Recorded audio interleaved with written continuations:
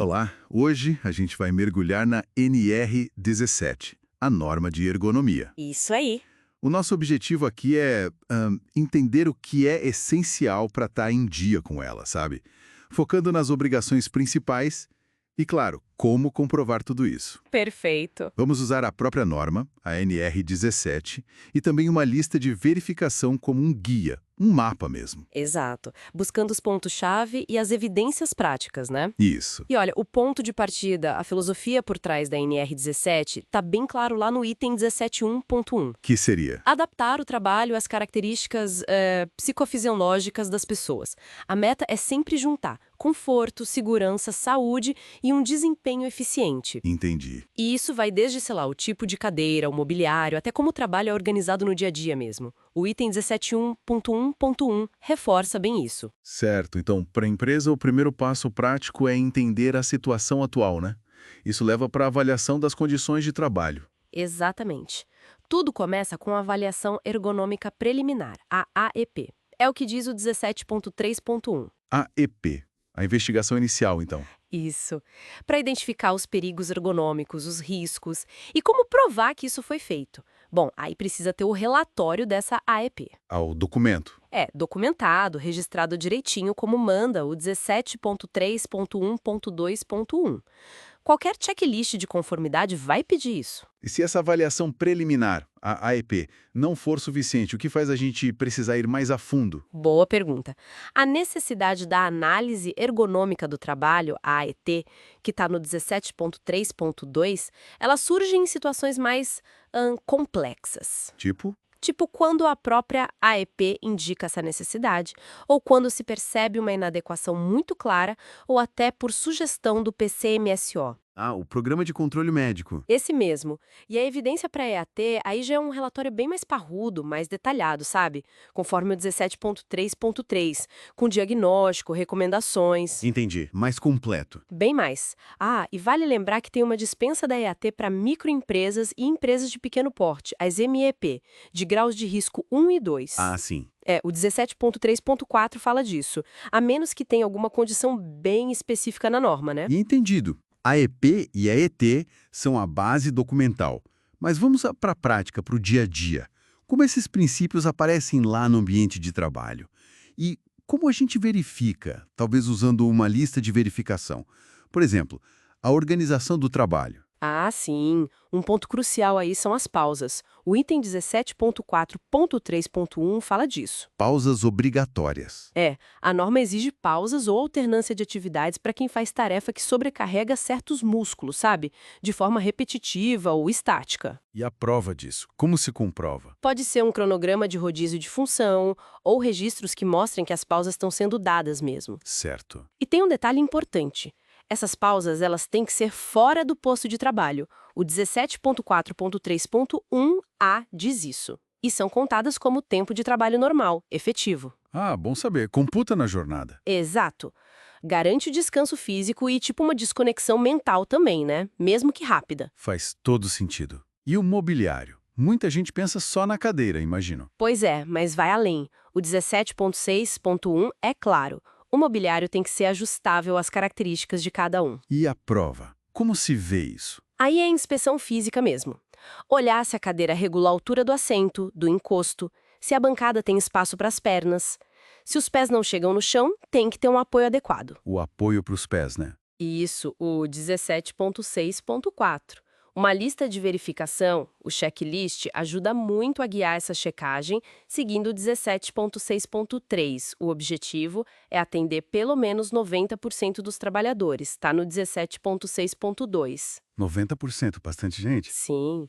E sempre que der, permitir alternar entre trabalhar sentado e em pé. Isso é ótimo. E para quem vive na frente da tela? Computador o dia inteiro. Uma realidade muito comum hoje. Sim, super comum. E a NR17 cobre isso lá no 17.7.3. Os monitores têm que ter ajustes. Ajustes de quê? De altura, inclinação, brilho, contraste.